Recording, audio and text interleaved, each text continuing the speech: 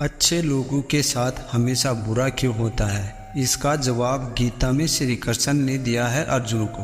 आपने महसूस किया होगा कि जो लोग अच्छे कर्म करते हैं वो हमेशा परेशान रहते हैं, वही जो बुरे कर्म करते हैं वो खुशी से रह रहे होते हैं। अच्छे कर्म करने वाले परेशान होते हैं कि आखिर उन्हें इतनी परीक्षा क्यों देनी पड़ रही है, जबकि जो अधर्म की राह में हैं वो खुश हैं और जिंदगी का लुत्फ उठा रहे हैं।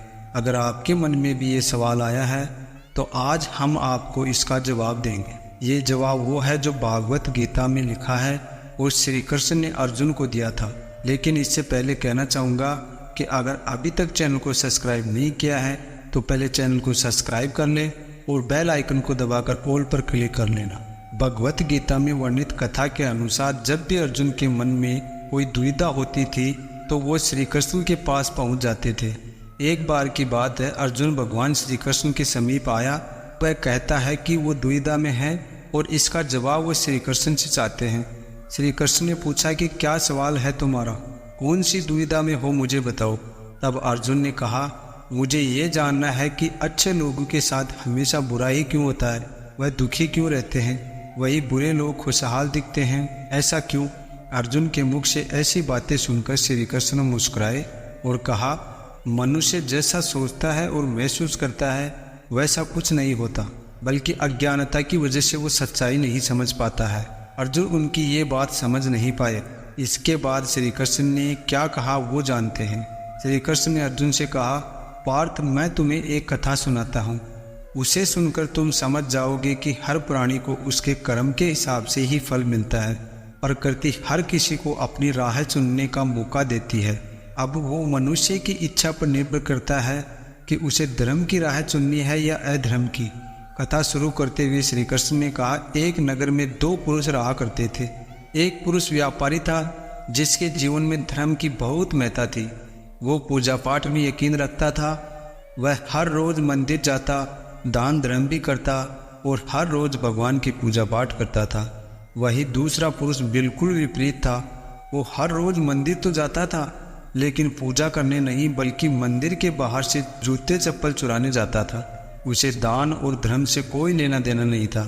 समय बीतता गया और एक दिन बहुत जोर की बारिश हो रही थी। इस वजह से मंदिर में पुजारी के अलावा कोई नहीं था। ये बात जब दूसरे पुरुष को पता चली तो उसने कहा कि ये सही मौका है मंदिर का धन चुराने का। पंडित से नजर बचाकर उसने मंदिर का सारा धन चुरा लिया। उसी समय धर्म कर्म में विश्वास रखने वाला व्यक्ति भी मंदिर पहुंचा। दुर्भाग्य से मंदिर के पुजारी ने उसे ही चोर समझ लिया और चिल्लाने लगे। वहां लोग इकट्ठे हो गए और उसे बहुत मारा। किसी तरह से वो बचते बचाते वहां से निकला तो दुर्भाग्य ने उसका साथ वहां भी नहीं छोड़ा। मंदिर के बाहर भी वो एक गाड़ी से टकरा गया और घायल हो गया। फिर वो व्यापारी लंगड़ाते हुए घर जाने लगा तो रास्ते में उसकी मुलाकात उस पुरुष से हुई जिसने मंदिर से धन चुराया था। उसने कहा, आज तो मेरी किस्मत चमक गई, एक साथ इतना सारा धन मिल गया। ये सब देखकर उसे बहुत बुरा लगा और उसने अपने घर से भगवान की सारी तस्वीरें निकाल दी। कुछ सालों बाद दोनों ही पुरुषों की मृत्यु हो गई। मरने के बाद जब दोनों यमराज की सभा में पहुंचे और भले पुरुष ने दूसरे व्यक्ति को देखा तो उसे बहुत गुस्सा आया। उसने क्रोधित होकर यमराज से पूछ ही लिया, मैं तो हमेशा अच्छे कर्म करता था, दान में विश्वास रखता था, उसके बदले जीवन भर मुझे अपमान और दर्द ही मिला, और इस व्यक्ति को नोटों से भरी पोटली, आखिर ऐसा भेदभाव क्यों है? इस पर यमराज ने कहा, पुत्र, तुम गलत समझ रहे हो।